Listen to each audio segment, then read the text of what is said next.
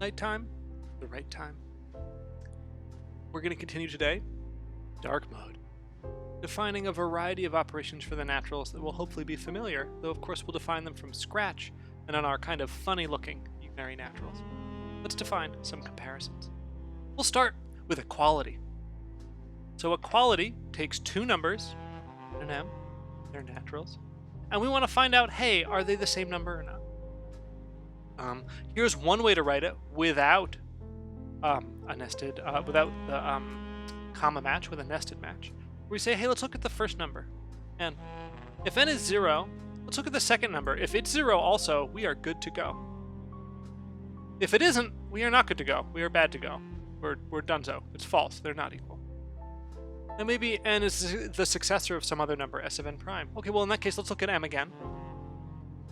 And if it's 0, then false. They're not equal.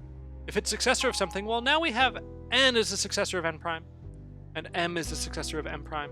So let's just keep checking. Let's see if the things that they're successors of are equal, and we'll just keep going. It's a recursive function. So this is accepted. No problem.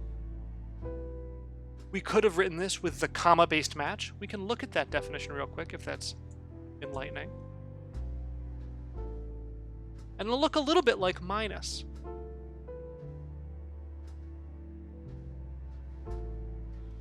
But not quite the same.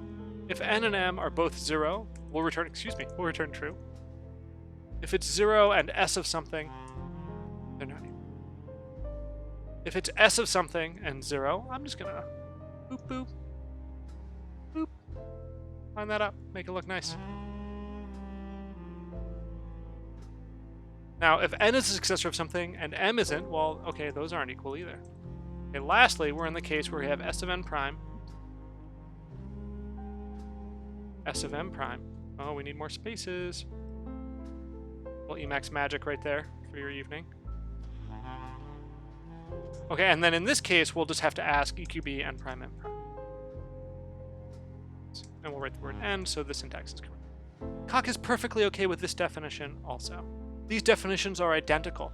I prefer the first definition because it's easier to read, but we're going to go with the second because that's what proofs later.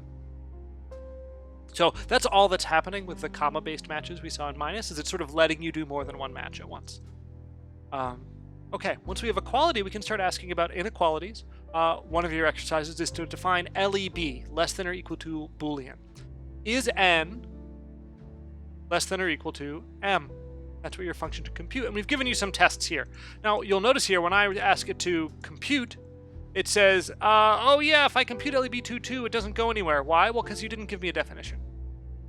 So this is similar to what we saw in the substitution model of computation video, where if we don't have definitions, Coq is just going to say, okay, cool, I got as far as I could, I did my best. And that's commendable that it did its best, though we don't get the answer. So when you've written your function, this will compute, hopefully, to some value, right? You'll know that you've gotten it right.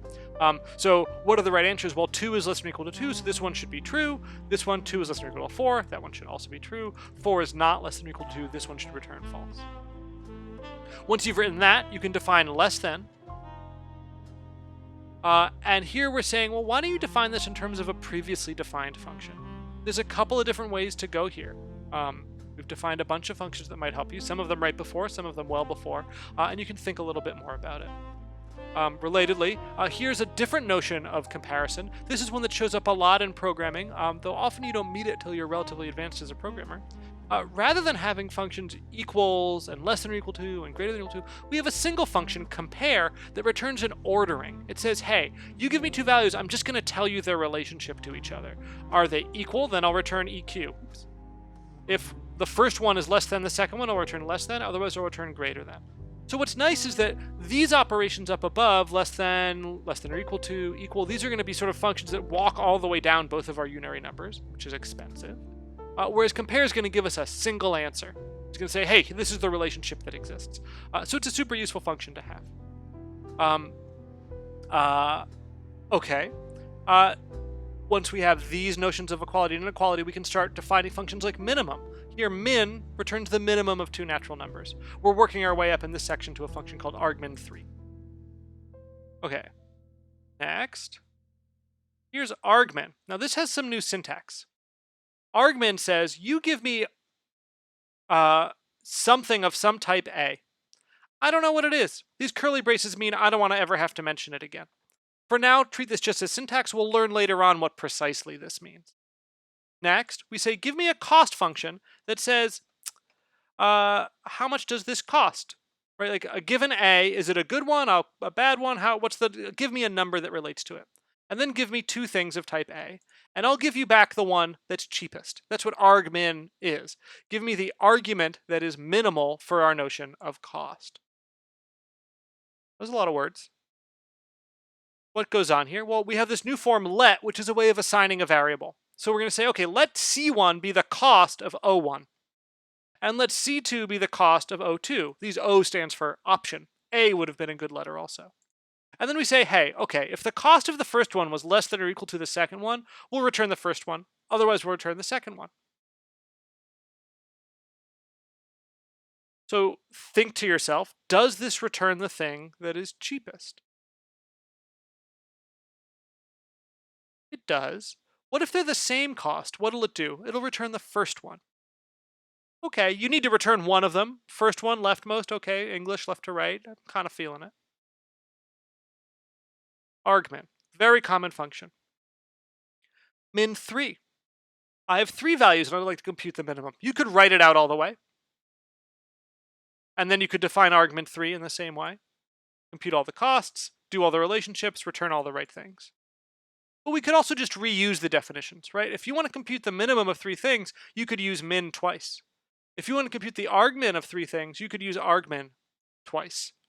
This is nice. This is kind of the programmerly way of doing it, right? This feels clever. Great.